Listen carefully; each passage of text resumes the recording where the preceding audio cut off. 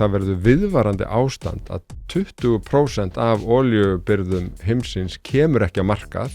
þá bara ein leið til þess að bregðast við því eða aðlagast því. Það allsherjar samdráttur í efnahagslífinu vegna þess hversu stór hluti þess þrátt fyrir allt byggir á olíu og notkun olíu. Og hvað það með öðrum orðum? Það kreppa. Það heimskreppa sem að Krugman í raun að spá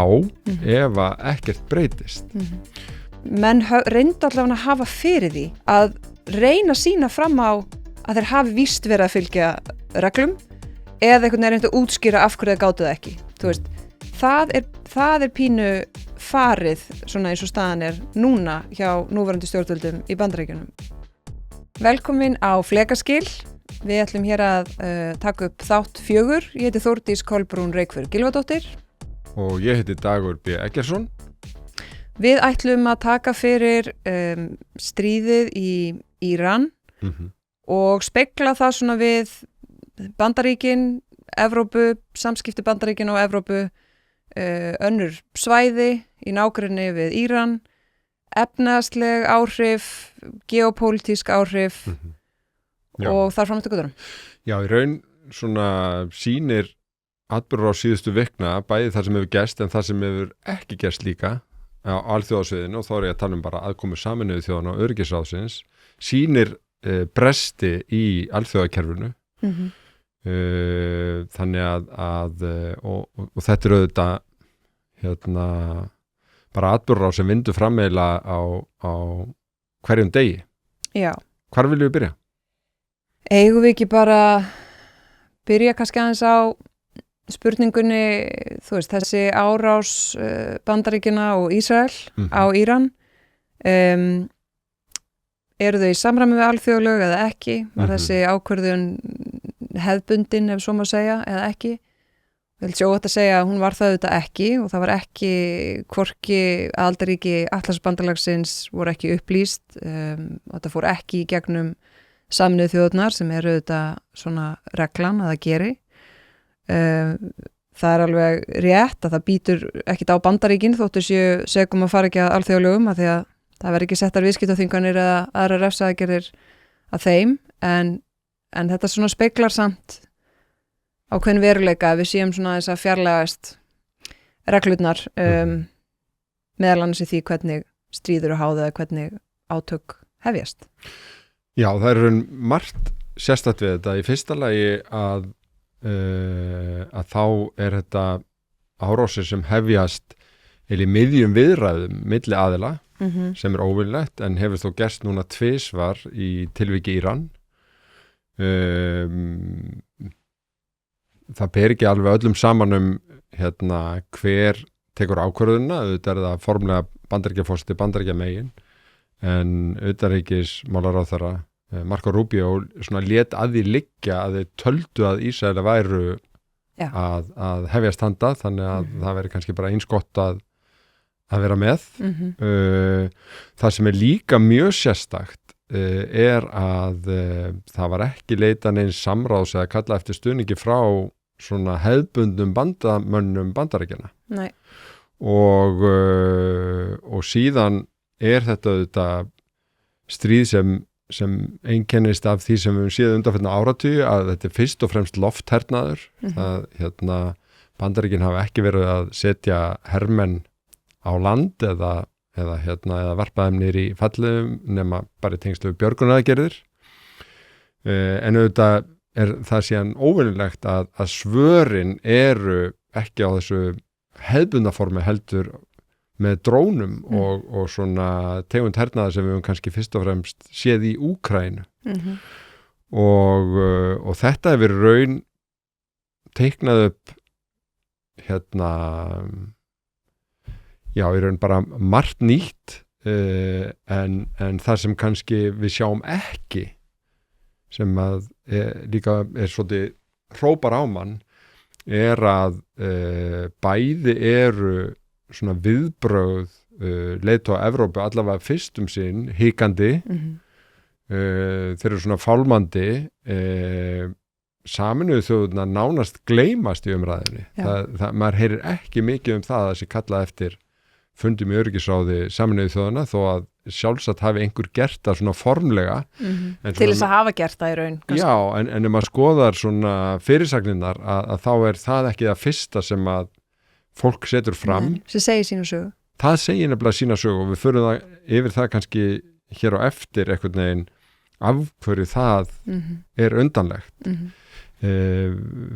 Fyrir en að þá svona bar ég þetta aðeins sama við aðdraganda Íraksstríðsins sem að hefst árið 2003 og það var óbáslegur aðdragandi. Fyrir röð tilvílina var ég 2 vikur í Bandaríkjunum þá og sem var mjög eftirminnilegt vegna þess að sjónvarpsstöðvarnar voru þá með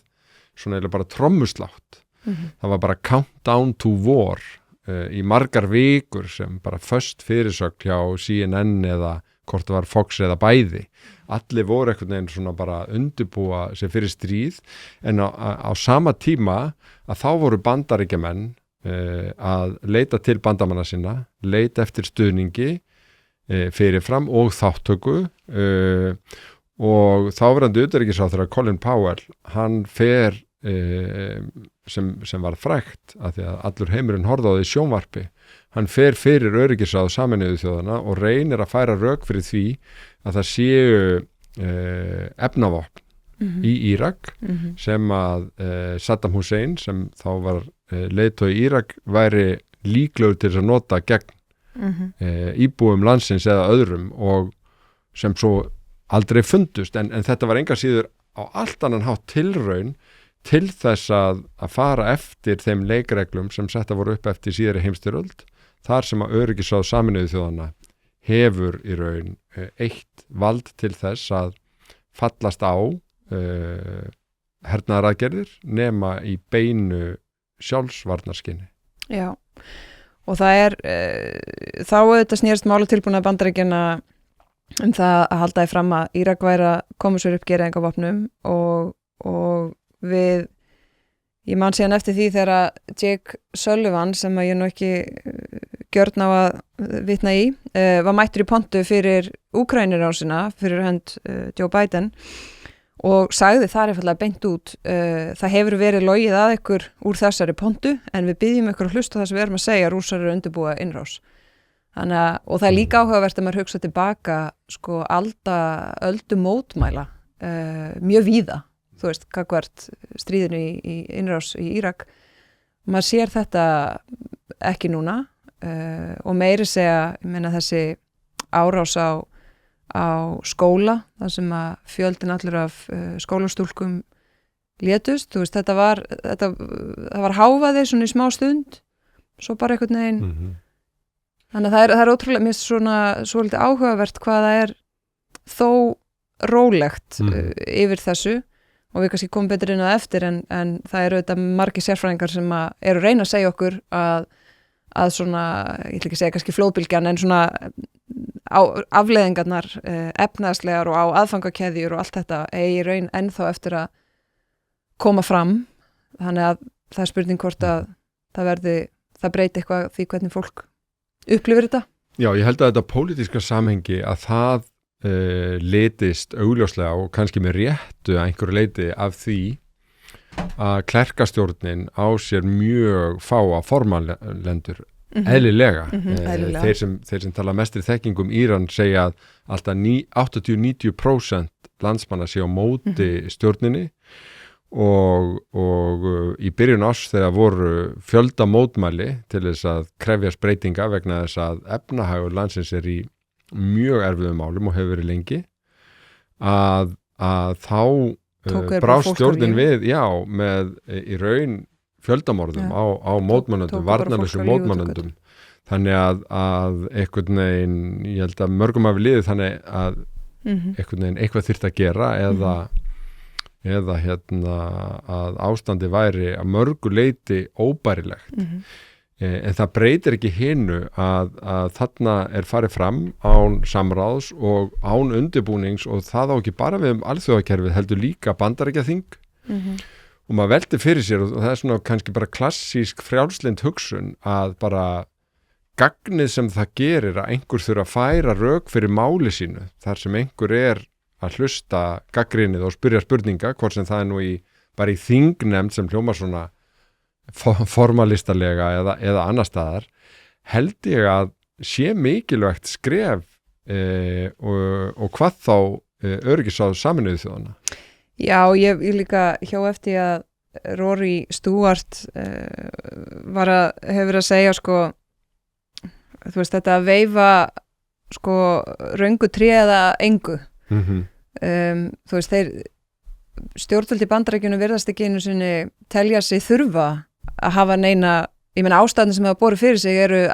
frekar ólíkar sko og það er bara og breytast bara og breytust svolítið dag frá degi. Þannig að þú veist, það eru þetta alvarlegt þegar ríki fari í stríð á fölskum forsendum, en eins og Rory Stewart hefur að segja, þá er það samt miklu skárra heldur en að stjórnvöld hafi ekki einu svona almennilega fyrir því að byggja upp málatilbúnað. Og ég hlustaði á klippu frá kanslara Þýskalands þar sem, og það er kanslari Þýskalands, þannig að það er nú svona alveg, og hann sagði það er augljóst að Bandaríkin hafa enga strategíu sem að hönd er á festandi og grunnvandinn í svona átökum er alltaf sá hinn sami. Það dugar ekki að koma sér í þau, heldur þarf að vita hvernig stendur til að koma sér út úr þeim aftur. Þetta er sársaukafullu lærdómur sem að draga af 20 löngum árum í Afganistan og við sáum það nákvæmlega sama í Írak. Og svo heldur hann áfram og segir, þetta er í besta falli illa ígrundað og ég fæ ekki séð á þessari stundu hvaða leið Bandaríkin sjá fyrir sér til þess að komast út úr þessu, sérstaklega þar sem Íranir er annarkvort að sýna á sér mikil klókindi í samningaviðræðum eða þverneiti yfir höfuð að taka þátt í þeim. Með því að tæla Bandaríkin til þess að flækjast til Islamabad og snúa þaðan án minnsta árangurs, þá verður tilfinningin svo að forystan í Íran, sérstaklega byltingaverðurinn, sé beinlínis að niðurlægja heila þjóð. Þarna er kanslari Þýskalands að segja hluti forystu ríki í Vesturlanda sem ég held að hefði verið óhugsandi fyrir nokkrum mánuðum síðan. Sko. Já, ég tók þetta eftir þessu og það var þetta með niðurlæginguna sem rataði allar fréttir en kannski fyrir hlutin ekki síður eitthvað sem á erindi einhvern veginn og þarf að hugsa í raun það er svo margar hliðar á þessu, þetta stríð sýnir bara nýja tegund af hernaði þar sem að eins og Zelenski benti á hennum fræga fundi í Hvíta húsinu þar sem hann fekk ekki að tala, þar sem hann sagði þetta mun koma til ykkar, þú veist, þið eru með haf en þú veist, þetta er að þróast í þar áttir að þetta kemur til ykkar sko. Já, og nú kom Zelenski til í raun niður fyrir botn Miðjarðarhafs því að þessi drónahernaður hann er að gera allavega tvennt, hann er annars vegar búin að leiða til þess að það búið að nota umtalsverðan hluta af í raun vopnabyrðum Bandaríkjanna hátæknivopnum og loftvarnavopnum líka ríkjana við Persaflóa sem að Íranir hafa verið að ráðast á og það eitt og sér eru þetta líklega ekki löglegt samkvæmt alþjóðlegum að svona ráðast á þriðja aðila en þetta dregur bara fram hvað svona þessi hefðbundni hátækni hernaður með sínum dýru skotflugum sem eru ótrúlega nákvæmar og eru taldar ómissandi til þess að verjast að ef þú getur fjöldaframleitt ódýra dróna á móti að þá eru sumir hernaðarsérfræðingar sem segja að ýmist ljós séu strax farin að blikna og Zelenski er komin til þess að kenna og leiðbeina ríkjum við Persaflóa hvernig eða verjast. Þannig að veist, þetta er einhvern veginn einn vinkillinn og svo er þetta lokun Hormuzsunds sem að lokar af 20% af öllum olíubirgðum heims sem venjulega fara á heimsmarkað. Trump hefur látið hafa eftir sér að þetta hafi verið óvænt en þessu voru eiginlega allir búin að spá að þetta væri svona sterka vopnið og það er svo sérstætt hvernig einhvern veginn við virkum og heilin virkar það einhvern veginn gera svona allir hálfpartir áfyrir því að þetta fara alltaf að klárast það verið svona bara nánast svona daglega þannig fréttir í gegnum þetta að bæði Trump segir það og aðrir gera ráð fyrir þetta að fara að klárast en í raun svona ennþá eru ekki allir farnir að teiknum sviðsmyndina hvað ef það gerir það ekki. Nei, og ég sá Seðlabankastjóra Bretlands, hún sagði bara beint út fyrir nokkrum dögum að hún teldi að markaðar væru ekki átta sig á því hversu mikil hætta og óvissa væri í alþjóðakerfinu og við þetta, ég meina við erum ennþá að fá þú veist, vörur á markað sem að í rauninni, þú veist, voru komin í skip út á haf þegar þetta byrjar, þannig að þú veist, höggið er ekki komið þrátt fyrir að við heyrum svona áhyggjur frá ýmsum löndum og flugfélögum til dæmis og ég hef heyrt að það sé jafnvel bara verið að parkera flugvélum ykkur staðar í eyðimörkum að þeir menn sjá ekkert fyrir sér að þær verði allar notaðar á næstunni, það gerist líka í COVID en engin veit hvernig þessu líkur, þannig að áhrifin, þú veist, er í raun fara held ég alla kima að samfélagsins og þar með öll í raun líka svæði heimsins, sko. Ég les reglulega greinar eftir Nóbelsverðlauna hafan í hagfræði, Paul Krugman sem skrifar á Substack sem svona nýja bloggið, þá eru svona svolítið lengri textar. Blogg.central. Já, og það hægt að finna okkur bæði þar á Substack. En Paul Krugman, hann hafði orðað þessu fyrir 2-3 vikum, að hann sagði að allir tóku já eftir því að olíutunnan fór yfir 100 dali sem að og þá fengi allir hroll og svo lækkaði verðið leið og það komst á vopnahlé en svikalognið, sagði hann, að núna eru Bandaríkin og lönd heimsins þar sem þau eiga olíubirgðir og OPEC-ríkin líka, þau eru að koma með olíu sem þeir áttu í birgðageymslum til þess að reyna að hafa svona mildandi áhrif á markaðina. Og þeir sem eiga mestar birgðir, og það alls ekki allir sem eiga það mikla birgðir, eiga kannski 3 mánaða birgðir sem eru hugsaði fyrir svona sérstakt ástand eins og þetta er. Og hann sagði það að ganga býsna hratt á þessa birgðir. Goldman Sachs var að birta nýja greining á því líka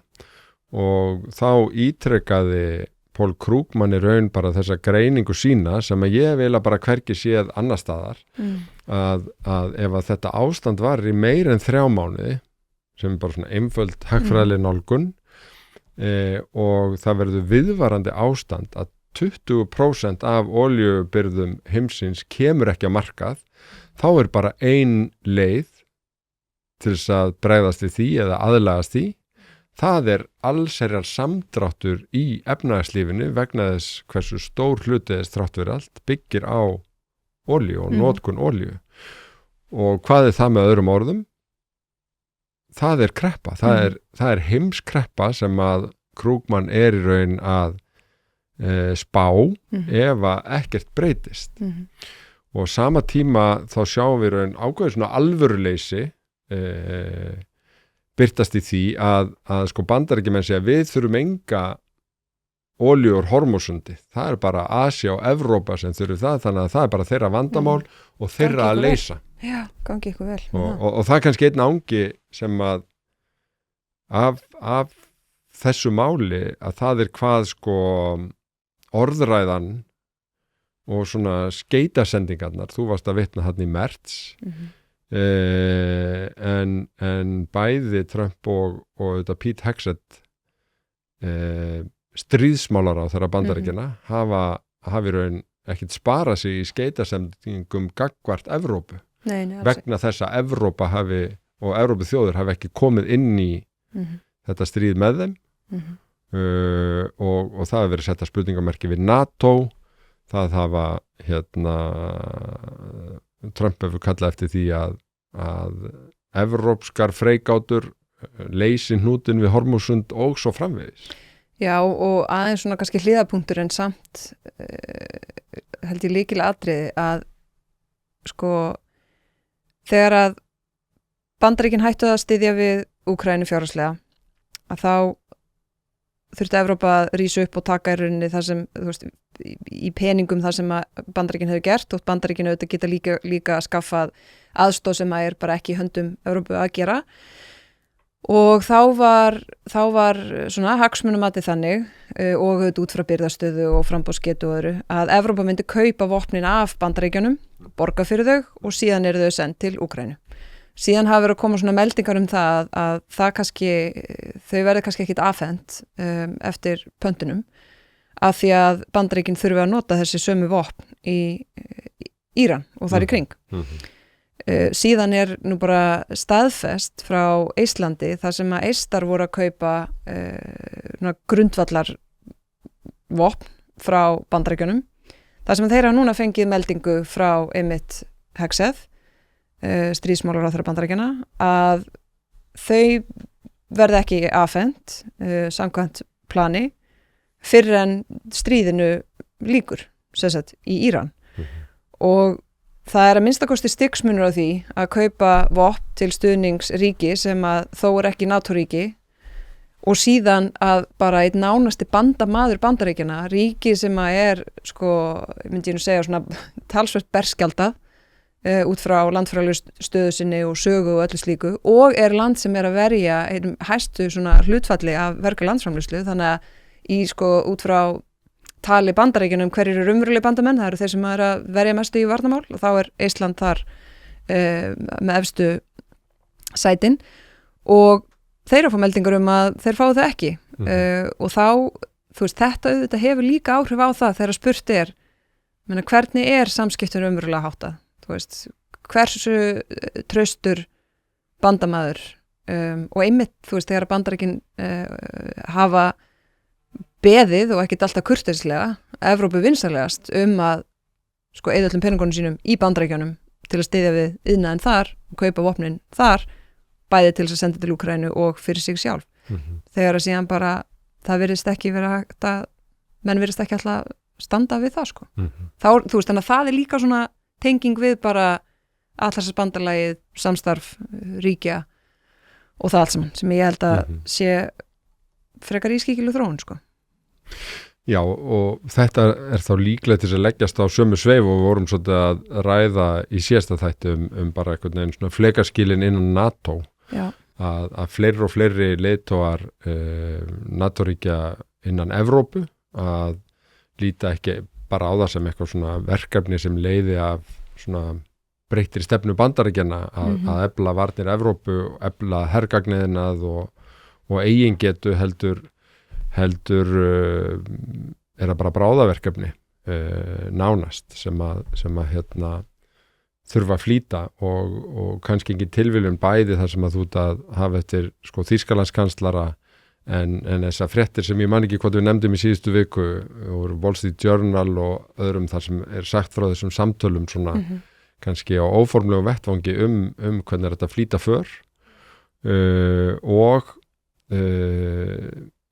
í raun til viðbótar bara við annað hvernig þetta svona orðastríð hefur bara byrst fyrir augum okkar þó maður sjá ekki beinlínis að neinn hafi hagað því þá nema það að einhvern veginn fólk skynji ákveðið svona sjálfstraust eða vaxandi sjálfstraust Evrópumegin. Nei og við náttúrulega það auðvitað verið að reyna að koma upp þessu bandalagi hinna vilju þjóða og það svona gengur kannski ekkert allt og vel en vonandi sér maður ykkur skýrari skref í þeim efnum og það líka svolítið svona haldið og sleppt, Bandaríkjamenn koma stundum og vilja vera með á fundi og svo kannski ekki þannig að það svona, finnst vera ákveðin svona vandræðagangur í því hvernig raunverulega að byggja það upp en auðvitað, þú veist ég meina NATO náttúrulega ekki NATO nema þú sért með sko sterk Bandaríki þar inni sem að eru mjög skuldbundin og fylgja því sem að þeim skuldbindingum og svona sinna því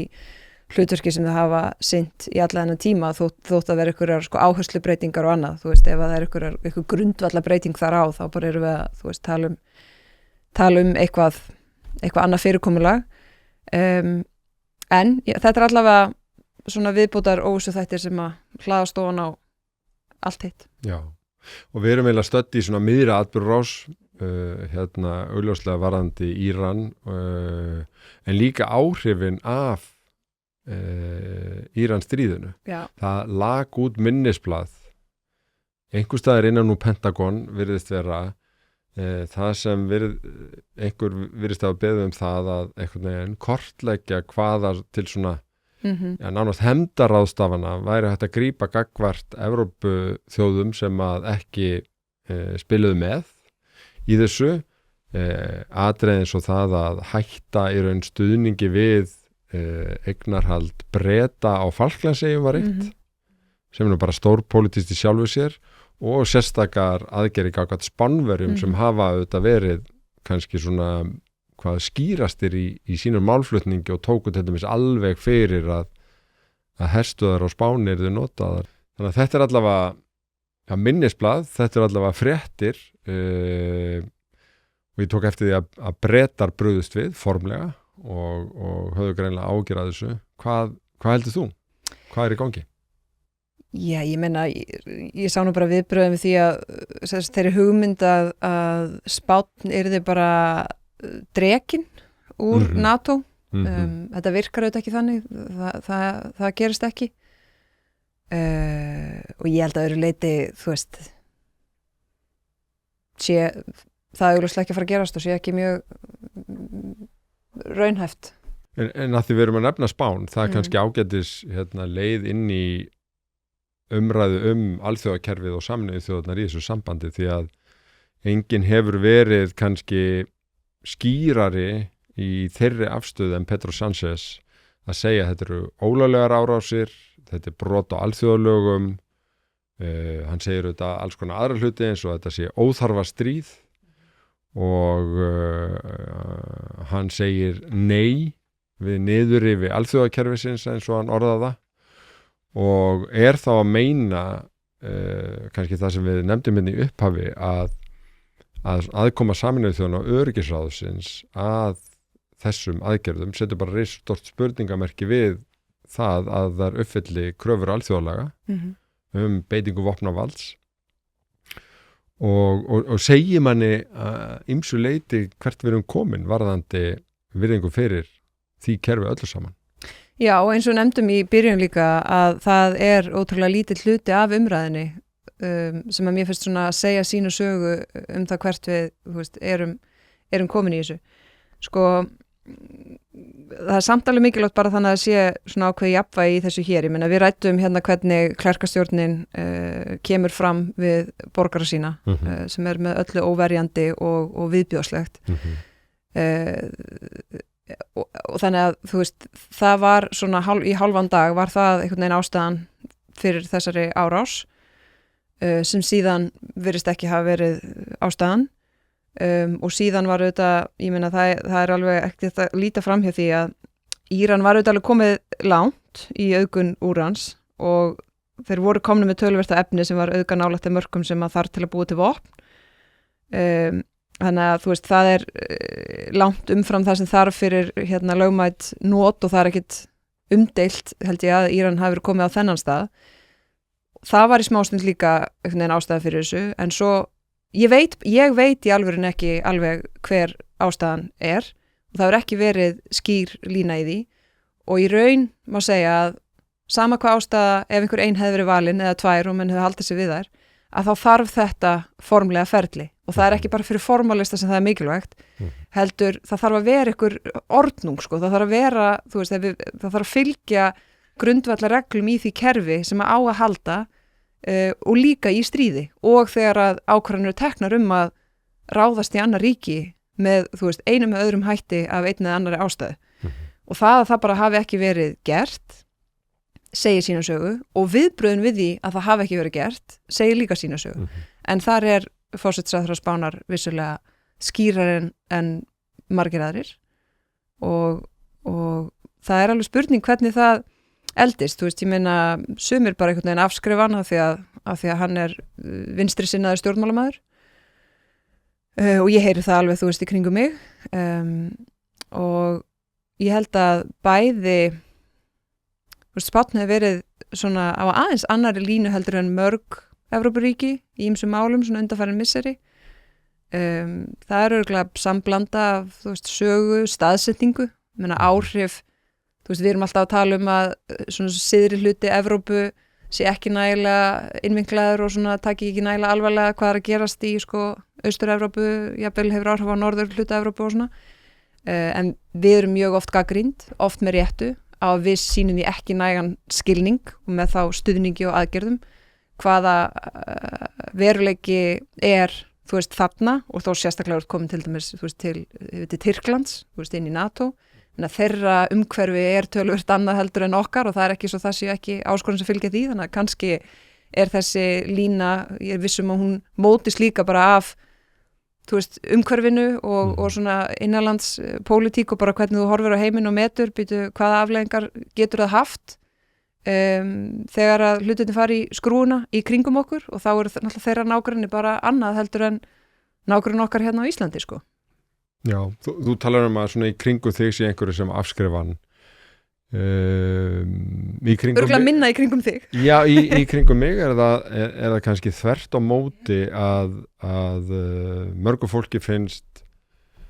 Hann segja á stundu það sem hinn er að hugsa Já, bæði það en að það hafi bara að hann sé að tala út frá siðferði, að hann sé að tala út frá prinsipum og hann sé að tala út frá því sem hafi reynst þjóðum heimsins vel í 80 ár. Meloni er náttúrulega alveg aðeins farin að fyrst mér tala nær honum frá því sem hún gerði áður Akkurat. Forsætisráðherra Ítalíu. En það sem hefur líka kannski gefið Sánchez trúverðuleika hjá mörgum er að hann er óhræddur í þessu og hann hefur verið óhræddur líka að gagnrýna í raun framferði Ísraels á Gaza. Já, og þar með náttúrulega færa meiri trúverðuleika gagnvart öðrum ríkjum sem að saka Vesturlöndum tvískinnung. Akkurat. Og þannig að breiddin verður aðeins og mér hefur allavega liðið þannig að alþjóðakerfið við töluðum að það er grafið undan því með Íraksstríðin á sínum tíma en Gaza er einhvern veginn mjög stórt dæmi, mjög nálægt okkur þar sem að alþjóðakerfinu hefur gjörsamlega mistekist að tryggja vernd almennra borgara, að tryggja einhver reikniskil að tryggja að alþjóðalög séu virt af því að það eru þessar tvær hliðar og við höfum kannski bara talað um aðra þar að segja hvað þarf til þess að samþykja að vopnum sé beitt en svo eru líka alþjóðalög sem fjallum það hvernig megi heyja stríð algjörlega og kannski tilfinning okkar svo að stríð er bara stríð en það eru reglur í stríði líka bara alveg frá miðöldum að þá hefur þróast lög og alþjóðalög hvernig þú megir heyja stríð og þetta var auðvitað formgert líka eins og svo margt annað eftir síðari heimsstyrjöld og þetta eru Genfarsáttmálarnir og þetta eru og það eru auðvitað þess vegna skiptir sprengjuárás og stúlknaskóla máli en það var alltaf sá skóli sem hefur ekki orðið fyrir sprengjum á Gaza og það sama á við sjúkrahús og svo margt þannig að þarna er einhvern veginn Já, en það er nefnilega líka einmitt þetta þú veist, heimurinn er ófullkominn, stjórnmál eru ófullkomin, leiðtogar eru ófullkomnir, þú veist, við erum ekkert ríki er einhvern veginn með tæra sögu, þú veist, og bakpoka með engu í og það er, þú veist, ég meina það er bara mannlegt og bara í mannheimum er það þannig að þau ríki sem að hafa verið leiðandi og þá í okkar heimsluta, þú veist, hafa Bandaríkinu verið leiðandi og verið leiðtogi hins frjálsa heims. Það er ekki þannig að þau hafi aldrei brotin eina reglur eða tekið rangar ákvarðanir, en það er líka meiri líkur að gera það þegar þú ert einhvern veginn leiðtogin í því. En breytingin er einmitt að áður fyrr, þú veist, menn reyndu allavega að hafa fyrir því að reyna að sýna fram á að þeir hafi víst verið að fylgja reglum eða einhvern veginn reynd að útskýra af hverju þeir gátu það ekki. Þú veist, það er pínu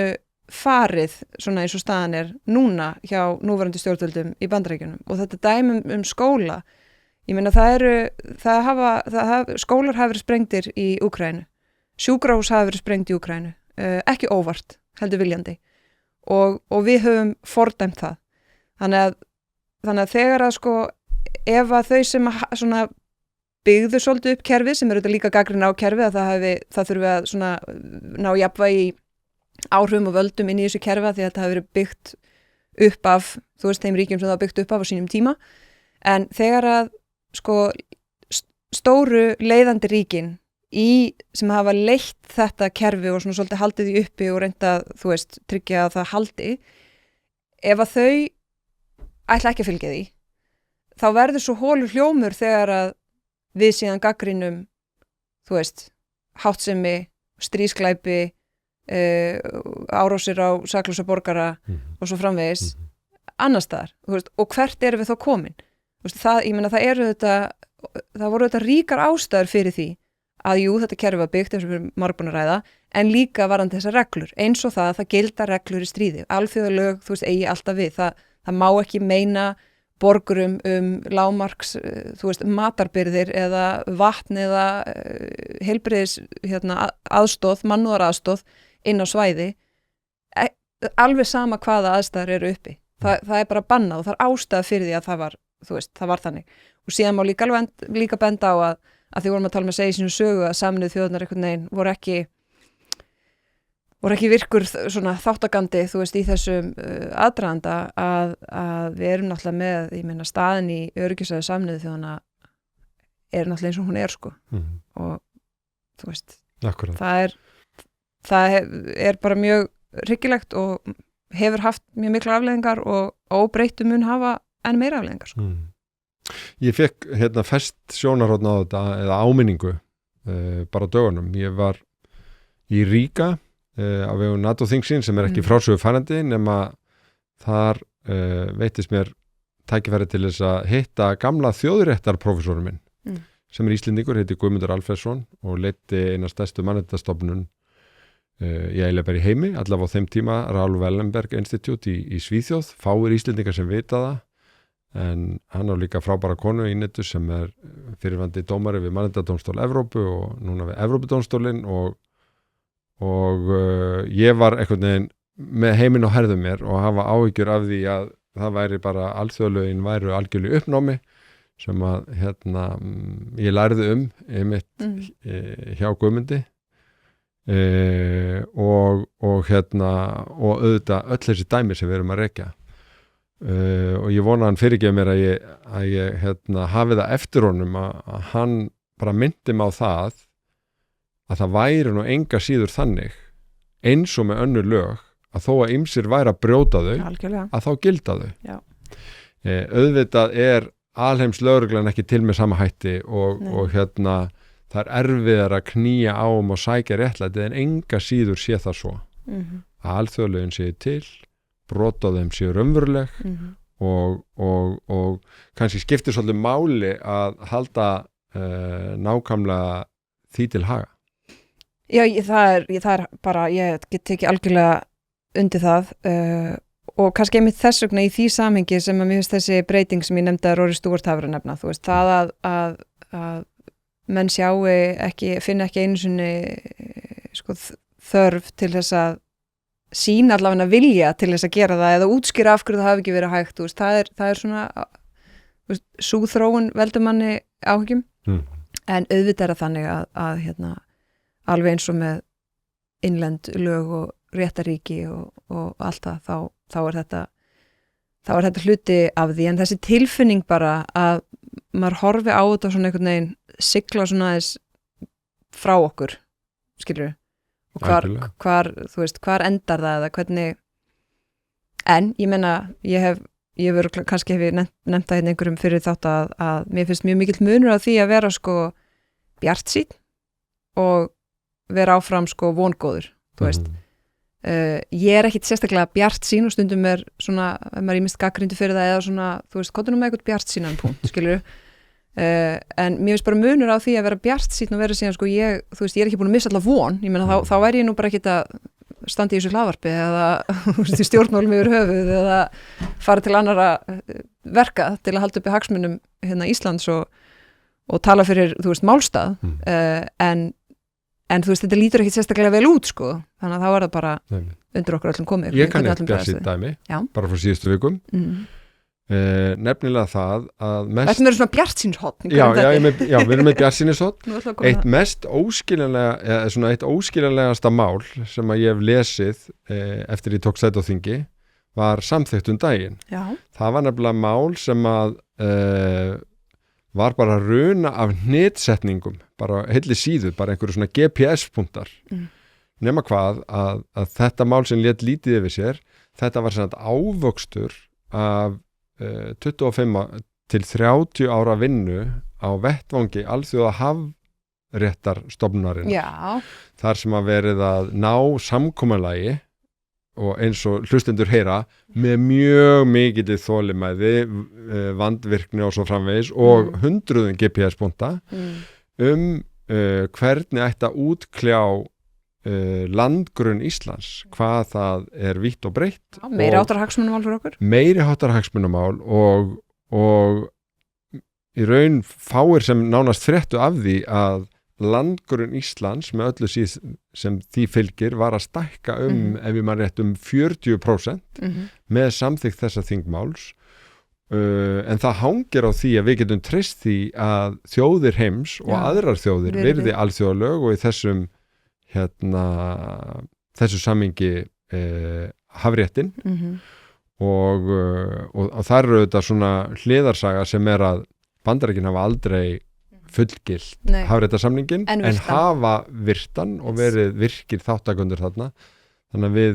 kannski bindum vonum við það að öll ríki virði þetta þannig verða líka með útfærslu landhelginar við vorum alls ekki fyrst en það var allt byggt á hafrétti og í raun samtölum á þessum vettvangi. Þannig að þetta er svona að því að við höfum lofað að tengja hlutina líka við Ísland og að smáríki eiga náttúrulega meira undir því að þessar reglur séu virtar. Já, það geta þá að spila á leikvellinum ef þetta er völlurinn sko. Akkurat. Ef að þessi völlur er ekki og það er bara einhver völlur þar sem að bara þeir langstæstu þú veist, með mesta eyðileggingamátt einhvern veginn fá að spila þá eru við bara einhverjir viðtakendur þú veist, í því og þetta er bara mjög gott dæmi og líka gott dæmi mikilvægi utanríkisþjónustu og að henni sé sinnt, ég meina það hefði enginn gert þetta svona fyrir okkur sko, ef við hefðum bara ekkert verið með mannskap og ekki barist fyrir þessu unnið að þessu með mikill þolinmæði í mjög langan tíma það hefði enginn komið bara að senda okkur í pósti hérna er stækkun á landgrunni sko þannig að það er líka ágætt stæmið það þarf líka bara að hafa fyrir hlutunum og sinna þessari vinnu og það gerir það enginn fyrir okkur sko Nei. Og það gerir okkur að sjálfstæðri fullvalda þjóð að beita okkur á alþjóðavettvangi yes. ef að kannski slúta við erum ekki kannski bjartsýn við erum kannski ekki bjartsýn á næstu skrifarandi Íran en við erum vongóð eins og þú sagðir áðan að aðila nái saman og eitt af prinsipum hafréttarins frjálsar siglingar verði virt Hormúsund, vegum heimurinn á greinilega mjög mikið undir því ekki bara til þess að þessi átök og mannfall sem því tengist linni heldur efnahagslega líka ef við reynum að draga aðeins saman að þá held ég því miður að Íransstríðið sé hugsanlega einn stærstu mistök sem að Trump hafi gert í sinni forstatíð. Ég held í miður að það geti haft alveg gríðarlega miklar afleiðingar, bæði fyrir botni Miðjarðarhafs, auðvitað í Íran en líka ríkjunum í kring, en líka fyrir efnahag heimsins. Svona ef ég horfa vonarglætu hliðina að þá vona ég að það verði til þess að einhvern veginn það verði svona einhver endurreisn og umræða bara alþjóðakerfið og alþjóðalög og hvaða reglur þurfa að gilda, bæði innan Sameinuðu þjóðanna en hugsanlega líka bara innan Bandaríkjaþings og slíkt. Ég ber mikla virðingu fyrir málflutningi forsætisráðherra Spánar og mér finnst hann sína mjög mikið hugrekki í raun með þessu. Ég vona að það hafi ekki mjög alvarlegar afleiðingar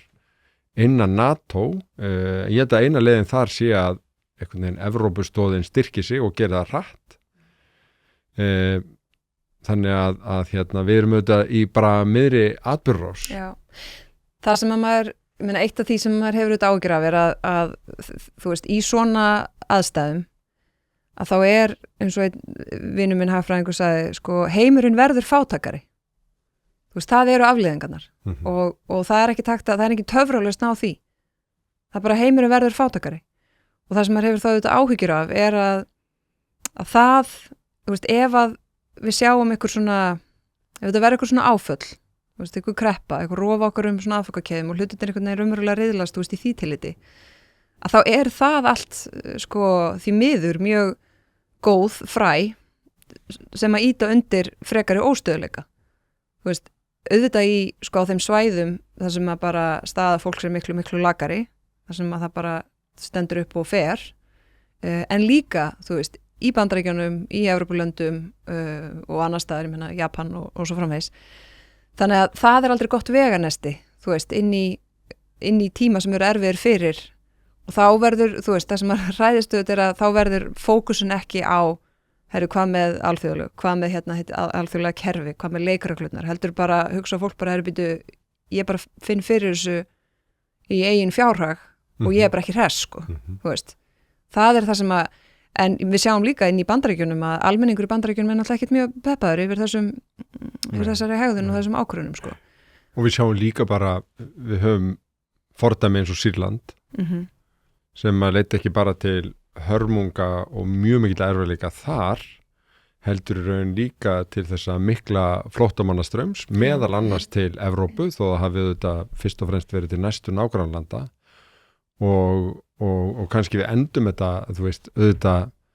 skiptir óbóðslegu máli bara einhvern veginn hvernig þróunin verður varðandi stjórnarfar, efnahag og allt annað í Íran. Þetta 90 milljón manna þjóð